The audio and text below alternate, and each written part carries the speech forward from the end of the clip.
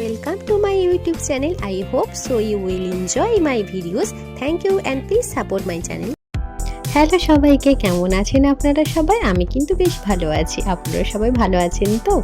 আমি মালবিকা, আর মালবিকার গল্প কথায় আজকে এক নতুন গল্প নিয়ে চলে এলাম।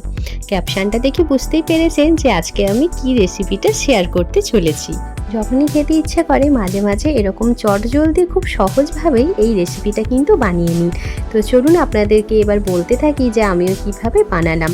ডালটাকে সকালবেলাতেই একটু ভিজিয়ে রেখেছিলাম ঘন্টাখানিকের জন্য। তো ডালটার একটা পেস্ট বানানোর জন্য হাতে করে আমি যতটা জল ছেড়ে নেওয়া যায় ততটাই আমি মিক্সার মেশিনে নিয়ে নিয়েছিলাম। তো সেটা তারপর পেস্ট করা হয়ে গেল, আর এক্সট্রা করে আমি কোনো রকম তখনও পর্যন্ত কিন্তু জল দিইনি।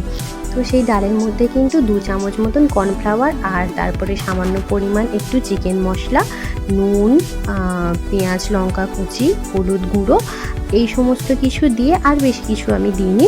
এটাই একটু আমি ভালো করে মিক্সড করে নিচ্ছিলাম। এবার মিক্সড করতে করতে একদম সামান্য পরিমাণ জলটা দিয়েছি, কারণ এটা কিছুক্ষণের জন্য রেখে দিলেই অল্প করেই কিন্তু একটু জলটা ছাড়বে। আর যেহেতু আমি পকোড়া বানাবো তো সেই কারণের জন্য একটু শক্ত ঠিক ভাবটা থাকাটাও দরকার ছিল। তো ভালো করে আমার মিক্সড হয়ে গেছে, আর সেদিকে আমি গ্যাসের মধ্যে কড়াটা দিয়ে দিয়েছিলাম তেল গরম হওয়ার জন্য। তো তেলটা গরম হয়েছে নাকি হাত দিয়ে আমি একটু চেক করে নিলাম, তারপরে একদম একটুখানি ফেলে দেখলাম যে হ্যাঁ তেলটা কতটা গরম হয়েছে। তো সেইভাবে এবারে একদম লো ফ্লেম করে দেওয়ার পর আমি অল্প অল্প করে হাত থেকে নিয়ে একটু একটু করে ছাড়তে শুরু করলাম তেলের মধ্যে। জিনিসটা এটা ডালের পকোড়া হলেও দেখতে কিন্তু কিছুটা সেই চিকেন পকোড়ার মতনই বেশ হয়েছিল।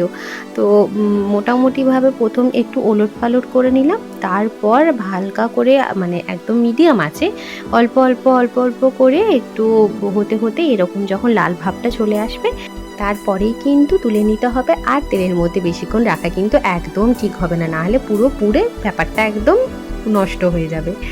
এখানে ভিডিওটা শেষ করলাম। আর এরকমই সিম্পল অ্যান্ড সোজা পকোড়া আপনাদের ভিডিওটা দেখে কেমন লাগলো অবশ্যই কিন্তু জানাবেন, আর আমার চ্যানেলটা সাবস্ক্রাইব করে অবশ্যই পাশে থাকবেন।